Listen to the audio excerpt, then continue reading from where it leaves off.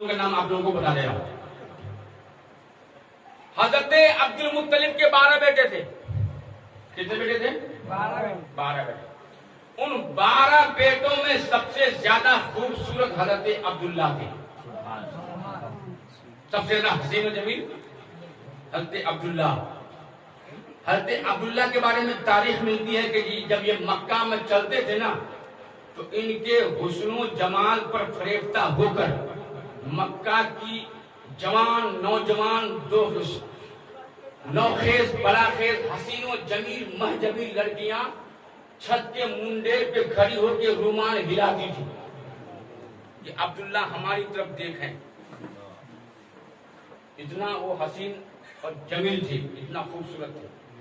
मगर बाहर अब्दुल्ला आपकी नजरें झुकी होती थी, मक्का की गलियों से आप निकल जाते थे, किसी महजबी की तरफ नजर उठा के नहीं देखते थे। अल्लाह ताला ने नबी के बाप होने का शरफ हजरत अब्दुल्ला को बख्शा। वहब ज़हरी की बेटी बीबी आमना से हजरत अब्दुल्ला का निकाह हो गया। निकाह हो गया। हजरत अब्दुल्ला में जो मुस्तफा का नूर चमक रहा था, जब आमिना और हजरत अब्दुल्ला का मिलाप हुआ तो हजरत अब्दुल्ला से मुस्तफा का नूर मुंतकिल हुआ हजरत आमिना के शिकम में। हजरत आमिना हामिला हो गई। हजरत आमिना हामिला हुई, मुस्तफा मां की कोख में आ गए। अभी 1-2 महीने गुजरे थे कि हजरत अब्दुल्ला मदीने के रास्ते में मकामे अबुआ में इंतकाल कर गए। नबी मां की कोख में है कि बाप का इंतकाल हुआ। मुस्तफा मां की कोख में शिकम में हजरत अब्दुल्ला का इंतकाल हो गया। एक औरत जो अभी अभी जवानी की दहलीज पे कदम रखी हो, नई नई शादी हुई हो, शोहर की अमानत कोख में पले और उसका शोहर इंतकाल कर जाए, उस औरत की दुनिया उजड़ जाती है। उस औरत के गम की कहानी कौन लिखे, कितनी वो गमगीन होती है। हजरत आमिना के शोहर का इंतकाल हो गया। हजरत अब्दुल मुत्तलिब ने अपनी बहू आमिना को अपनी किफालत में ले लिया, अपनी जिम्मेदारी में ले लिया। आमिना के सास का भी इंतकाल हो गया था। घर में सास भी नहीं थी, सिर्फ ससुर देखभाल करने के लिए। अब हजरत आमिना अब घर में अकेली रहती थी, किसी से तबादले ख्याल भी नहीं कर पाती। ससुर से कितनी बात करेगी, एक शर्मो हया का पैकर बहू कितनी बात करेगी। आजकल के बहू की तो थी नहीं कि ससुर के सामने भी बेपर्दा बोल रही, कोई फर्क नहीं पड़ता। मुस्तफा की माँ थी, माँ हजरत आमिना घर में रहती थी, कभी कभी आ जाती थी पानी लेने के लिए कुएं के पास। समझो, जमजम का पानी लेने के लिए जमजम के कुएं के पास आमिना जाती थी। मक्का के उस मोहल्ले की औरतें जिस मोहल्ले में आमिना रहती थी, अब तक दीजिएगा, मैं जो बात करने जा रहा हूं उस बात पर जो नुक्ता पेश करने जा रहा हूं वो नुक्ता आप समझिए। हजरत आमिना जिस मोहल्ले में रहती थी, कबीले कुरैश के मोहल्ले की औरतें आमिना के बारे में तरह तरह की बातें करने लगी। अब्दुल मुत्तलिब खाने काबा का मुतवल्ली, खाने काबा का मुतवल्ली अब्दुल मुत्तलिब थे। आमिना घर में अकेली बेवा हो गई, कोई नहीं, शोहर का इंतकाल हो गया। जवानी की उम्र में बेवगी की जिंदगी बड़ी अज़ियतनाक जिंदगी होती है। हमारे समाज में अगर कोई औरत जवान में बेवा हो जाए तो मोहल्ले के लौंडे उसके पीछे डोरे डालने की फिक्र करते हैं। मोहल्ले के औबाश नेता उनकी जिंदगी खराब करने की कोशिश करते हैं। मोहल्ले के अय्याश लोग उस पर तोहमत डाल के अपनी तरफ माइल करने की कोशिश करते हैं। एक बेवा को आज के दौर में जिंदगी गुजारना बड़ा कठिन हो जाता है। उस पर भी अगर वो हसीन लड़की हो तो उसकी जिंदगी और अज़ियतनाक बन जाती है। जनाब आमिना बेवा हो चुकी है, शिकम में शोहर की अमानत परवरिश पा रही है। आमिना घर से बाहर नहीं निकलती है, मगर मक्का के गलियों की औरतें आपस में बैठ करके गुसल कर रही है आमिना के बारे में, आमिना के बारे में आपस में काना फूसी कर रही है। महल मक्के की एक औरत दूसरी औरत से कह रही है, अरे तुझे पता है आमिना को तुमने देखा है? वो लगता ही नहीं है उनके शोहर का इंतकाल हो गया है, लगता ही नहीं है कि उनका पति मर गया है, लगता ही नहीं है कि बेवा हो गई है। दूसरी कहती है, क्या बात है, क्यों नहीं लगता है? आमिना के बारे में तुम ऐसा क्यों कहती हो? वो कहती, तुमने देखा नहीं आमिना को जिसके शोहर का इंतकाल हो जाता है, उनका चेहरा मुरझा जाता है। जिनके शोहर का इंतकाल हो जाता है उनके चेहरे का रंग फीका पड़ जाता है। जिनका शोहर इंतकाल कर जाता है उनके सीने में गम का पहाड़ आ जाता है। मगर जरा आमिना को तो देखो, लगता ही नहीं है इनका शोहर इंतकाल हुआ है, बल्कि आमिना पहले से ज्यादा हसीन और जमील हो गई है, जरा उनके नाखून को तो देखो, आंखों में नूर पहले से ज्यादा चमक रहा है। उनके खद्दो खाल को देखो, खद्दो खाल की रानाइयां को देखो, उनकी पेशानी की ताबिंदगी को देखो, उनके चेहरे की दर्शनगी को देखो, उनके होठों के रमक को देखो, कितनी चमक आ गई है। मक्के की औरतें आपस में ये बातें कर रही हैं, ये बातें उल्टी उल्टी हज़रत अब्दुल मुत्तलिब के कानों में पड़ गई हैं। अब्दुल मुत्तलिब के कान में जब ये खबर पहुंची कि मेरी बहू के बारे में मक्के की औरतें तरह तरह की बातें कर रही हैं, अब्दुल मुत्तलिब को बड़ा गुस्सा आ गया। चुप हो गए आप लोग ना? तकरीर अच्छी नहीं लग रही है? बहुत अच्छी। तो सो के सुनिएगा, जाग के सुनिएगा। तो सुभान अल्लाह जागने की अदा है। सुभान अल्लाह की गोद में तकरीर सुने, ऐसी तकरीर तो मुझे दावा के सीमांचल में आपने शुरू होंगी। अब्दुल मुत्तलिब के कान में खबर पहुंची, बड़ा गुस्सा आया अब्दुल मुत्तलिब को। तवाफ़े काबा में मशगूल थे अब्दुल मुत्तलिब, वहां से घर आए तेवर में।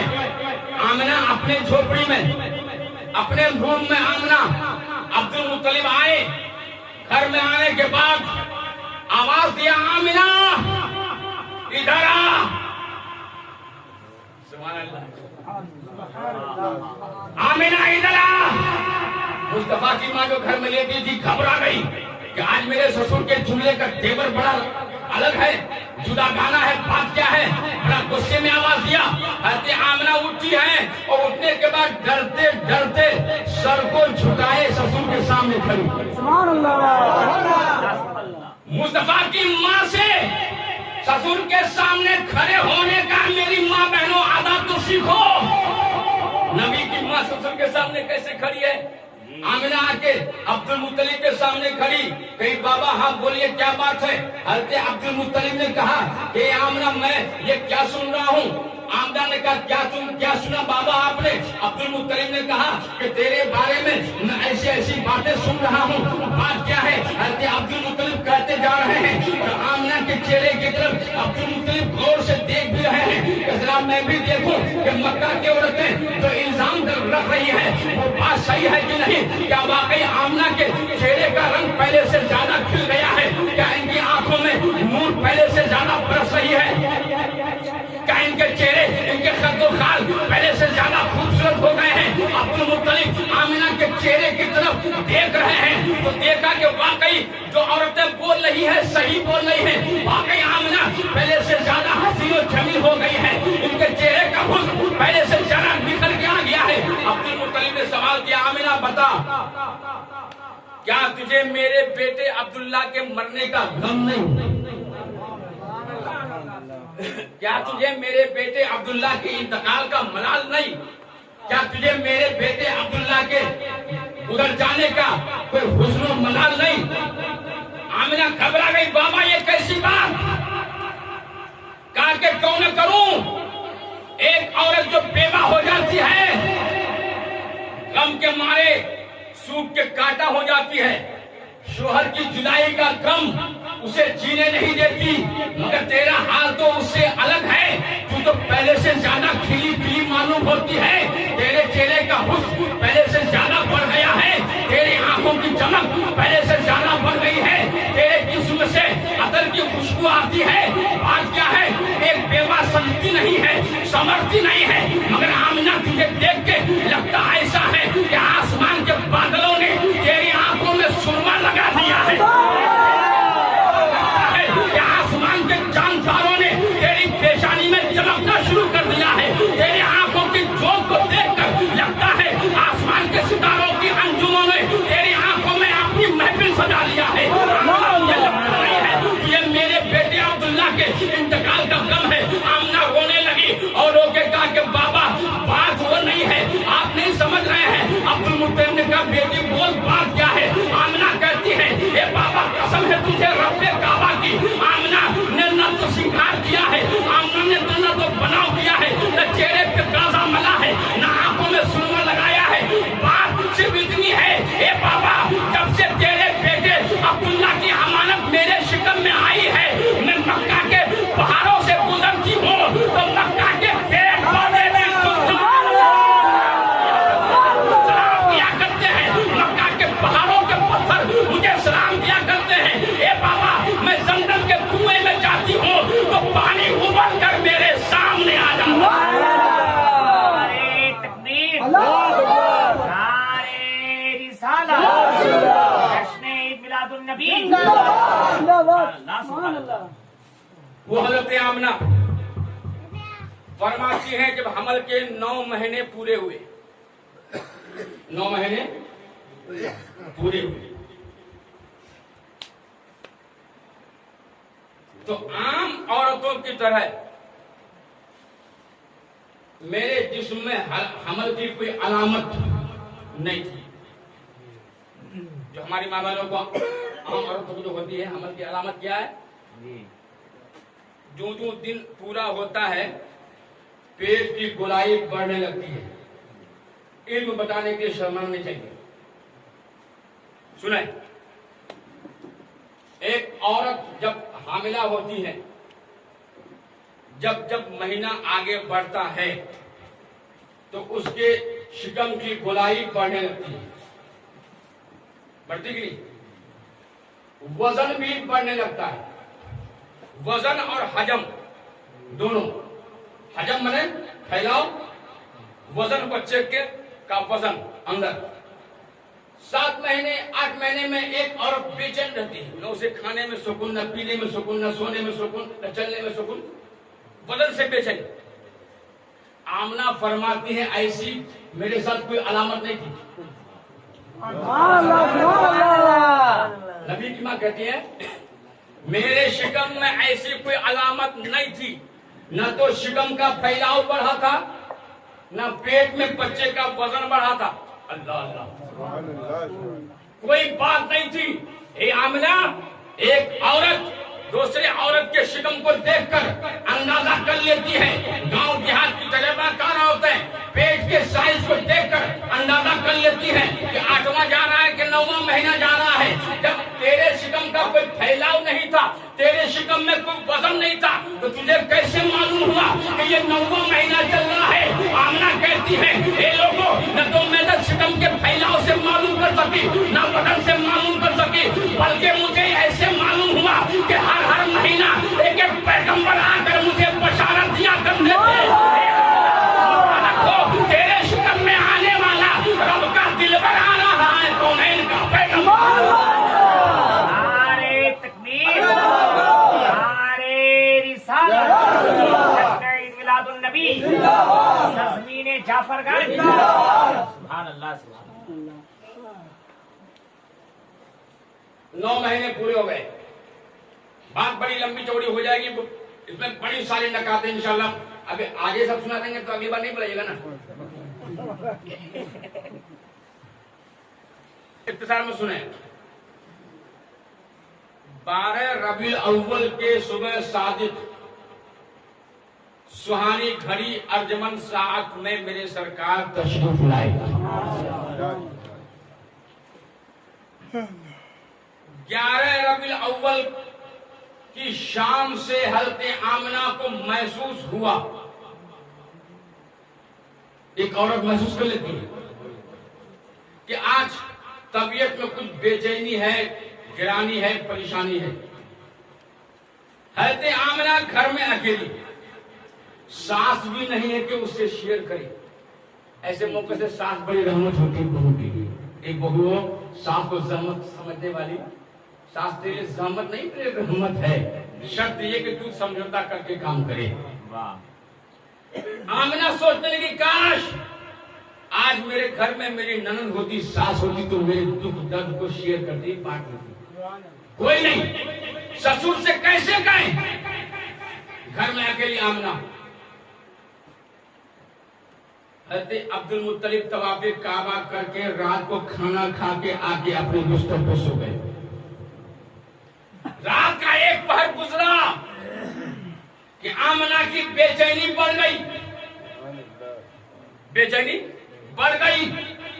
आमिना फरमाती है आज मेरी बेचैनी भी बढ़ी और आज मेरे घर में अंधेरा, तारीकी जुल्मत, कुछ नहीं जलाने को। आमिना फरमाती है ये इत्तफाक ही कहिए कि आज मेरे चिराग में डालने के तेल भी नहीं था।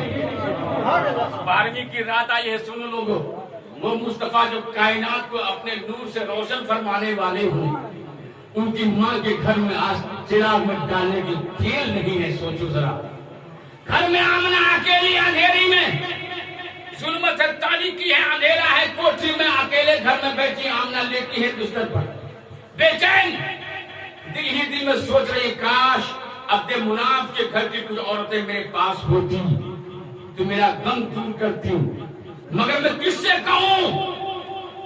अकेली हूं, कोई करीब नहीं। आमिना बेचैन हो रही थी, बिस्तर पे करवट बदल रही थी कि अचानक आमिना ने देखा, अब सुभान अल्लाह, आमिना ने अचानक देखा कि घर के दीवार फटने लगी, घर की दीवारें फटने लगी। आमिना चौंक के उठ के बैठ गई, दीवार फट गई है। उस फटी हुई दीवार से आमिना ने देखा कि लंबे लंबे कदमों वाली कुछ औरतें घर में चली आ रही है। उन लोगों के आने से मेरे घर में उजाला हो गया है, उनके आने से मेरे घर में रोशनी फैल गई है। मैं बिस्तर पे उठ के बैठ गई। मैंने कभी उन औरतों को नहीं देखा। आने वाली जब करीब आई, मैंने पूछा, ए आने वाली हो, लंबे लंबे कदमों वाली कौन हो तुम लोग, कहाँ से आ रही हो? उनमें से एक कहती है, ए आमिना मुबारक हो, मैं आदम की बीवी हव्वा आई हूँ। ए आमिना मुबारक हो, मैं फिरौन की बीवी आसिया आई हूँ। ऐसा कहती है, ए आमिना मुबारक हो, मैं ईसा की मां मरियम आई हूँ। चौथा कहती है, ए आमिना मुबारक हो, मैं इस्माइल की मां हाजरा आई हूँ। ये चारों औरतें आमिना के घर में आ गई है, घर में उजाला हो गया। ये चारों औरतें से गुफ्तगू आमिना फरमा रही हैं। अचानक आमिना ने देखा कि ये औरतें तो घर की दीवार फट के अंदर आई, मेन दरवाजे पर हज़रत आमिना की निगाह पड़ी तो देखा कि अचानक एक हसीन और जमील हूर शुमाइल खूबसूरत नाजुक अंदाम 18 साल की करियन जवानी लेकर एक दोशीला लड़की खड़ी है। उनके हुस्न का आलम यह है कि लगता है आसमान का चांद और सूरज सिमट करके इनके चेहरे को मनव्वर कर रहा है। वो लड़की सामने खड़ी है। आमिना कहती, तुम कौन हो? इतना हसीन चेहरे वाला मैंने दुनिया में कोई लड़की नहीं देखी, आखिर तुम कौन हो? आने वाली कहती है, ए आमिना मुबारक हो, मैं जन्नत की हूरों की मलिका आ गई हूँ। महबूब के इस्तकबाल के लिए तेरे पास है। आ गई सब, बस कितने लोग वहां पर हो गए? 5 लोग जी, पंजतन पाक। अदर देखिए, 5 आ गई। ये 5 आकर के जनाब आमिना को अपने घेरे में ले लिया। अच्छा, आप लोगों के घर में बच्चे पैदा होते कि नहीं? इसमें भी डरने वाली बात है क्या? दिल खोल के ना जी भाई, जहां जहां इंसानी आबादी है वहां औरतों के बच्चे पैदा होते हैं।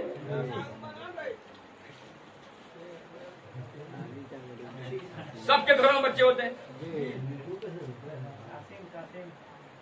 जब हमारे आपके घरों में किसी औरत को दर्द ज़ह होता है, दर्द समझते हैं, बच्चा जन्म लेने का पेन दर्द जब शुरू होता है तो माहौल क्या है कि घर की जो बूढ़ी बड़ी औरतें होती हैं वो दौड़ के जाती हैं उस बच्चा जन्म देने वाली औरत के पास। वो हो मोहल्ले की खाला, फूफू, दादी, चाची, आया, मामी वगैरह, सब दौड़ करके उनके पास। मर्दों को बाहर निकाल दिया जाता है। आप क्या भी ऐसे ही होता ना मर्द लोग भी अटक कर नहीं जाएंगे। मर्दों को बाहर निकाल दिया जाता है कि आपका यहाँ काम नहीं, बाहर रहिए, आप लोग बाहर जाकर अल्लाह कीजिए, दुआ कीजिए कि अल्लाह ताला सेहत और सलामत के साथ बच्चा जिचा दोनों की खैरियत रखे। बाहर जाइए आप लोग।